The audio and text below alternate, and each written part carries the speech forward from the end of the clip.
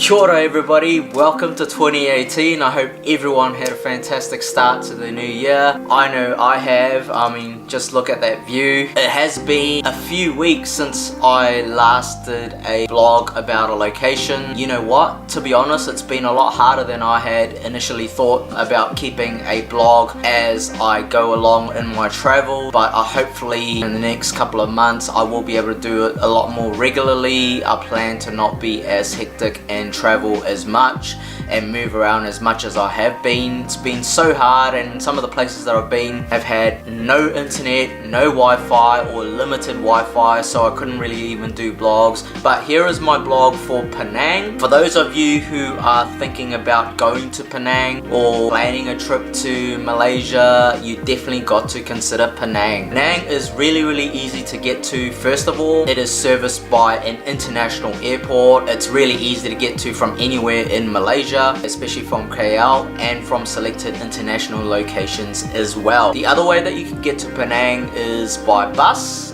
which you can get to pretty much from any city or town in Malaysia and even from Thailand as well. The other way that you can get there is by rail. There is a rail link that goes directly from KL to Butterworth, and you can take a very cheap ferry to Penang. The last way that you can get there if you are in Langkawi is by ferry. It's a little bit expensive, but it is another option to get there from Langkawi. Getting around Penang is really easy as well, and it's really convenient. My tip here is see if you can get a hostel or hotel around Komta or Lebochulia, pretty much the city center of Georgetown, and everything is accessible from there. So Komta is your bus terminal, and Lebochulia is the heart of the old town there in Georgetown. A couple of things about Penang I just wanted to share with you. First of all, my experience when I first arrived. I got to my hostel, I was charging my phone as I usually do when I get to a new location, because my phone is usually almost flat, and I had put my phone on the charger on my bed in the hostel, and I had just gone out to the reception to talk about laundry, and I went back to my room about 5 or 10 minutes later and I did not see my phone. Now, my initial thought was I probably misplaced it. I thought I had charged it, but maybe I had put it in my bag, so I was searching around and I couldn't find it. I didn't really think much of it, and I decided to go out for some food. Then I came back an hour later and I'd search for it again, and hopefully I was going to be able to find it. Usually when you go away and you come back, usually you'll be able to find something. So when I came back, I still couldn't find my phone, and that's when I started to stress out a little. I went and talked to the people at the hostel. They were checking the CCTV, and everyone at reception was actually checking in at that time, so no one was actually leaving.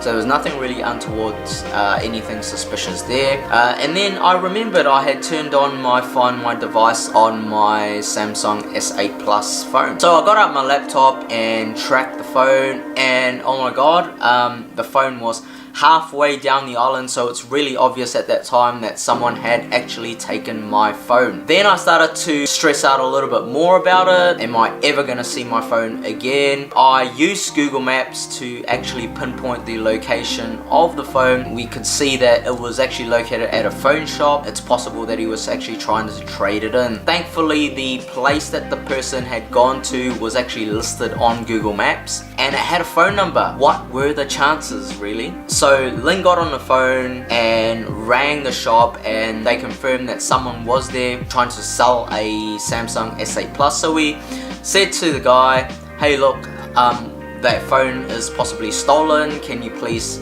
hold on to the phone and delay the guy there for a moment until we can get there? So once we did that and we confirmed that the phone was there, Ling got onto the phone again with the owner of the hostel. His name is Thor.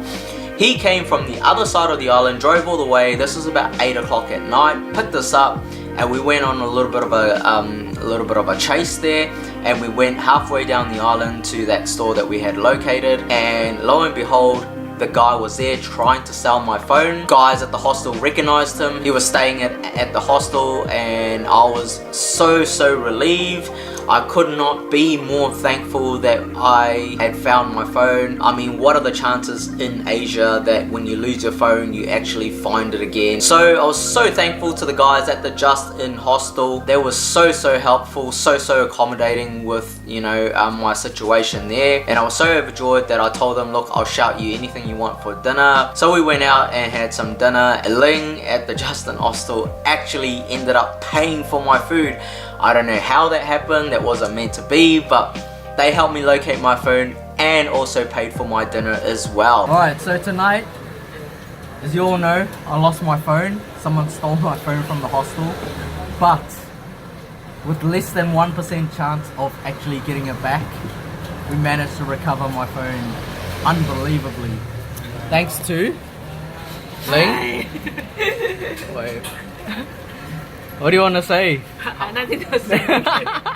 What was the chance of getting it back? Was it good fun, right? Yeah. Did you think you'll be doing that tonight? I'm not sure. Definitely. That wasn't on the plans, right? Tonight? No. But thank you so much for helping me get my phone back, because I really appreciate it. And for dinner tonight, because I was supposed to pay, but what happened? But it's your lucky, so you got set the GPS on the laptop. Definitely it's lucky for you. It's my lucky day. Thank you so much to you and Thor. You. My recommendation, if anyone is thinking about going to Penang or staying in Penang, definitely give Just In hostel a look in, and say hi to Ling for me. As soon as you step off the ferry or the plane or whatever, you will notice that Old Town is a very historic town, but the culture itself is really great. It has a great vibe about it.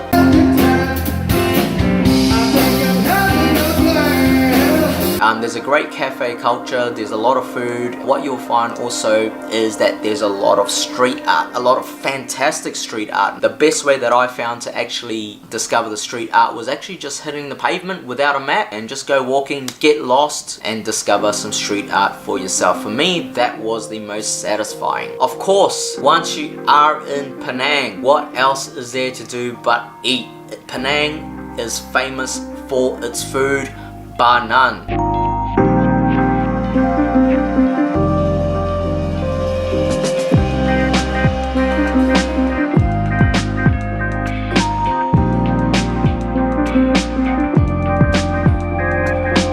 The food in Penang specifically is very cheap, so you can definitely enjoy Penang to the fullest on a budget. One of the things that I did as well that was pretty cheap was I went and did a hike in a national park to Monkey Beach. Now, Monkey Beach is a good secluded beach, but it is not the nicest beach that you will have been to. If you have ever been to any of the touristy Southeast Asian beaches before, Penang is probably not going to be the location that you want to go to if you are looking for some great sandy beaches, and the water itself is a little bit dirty.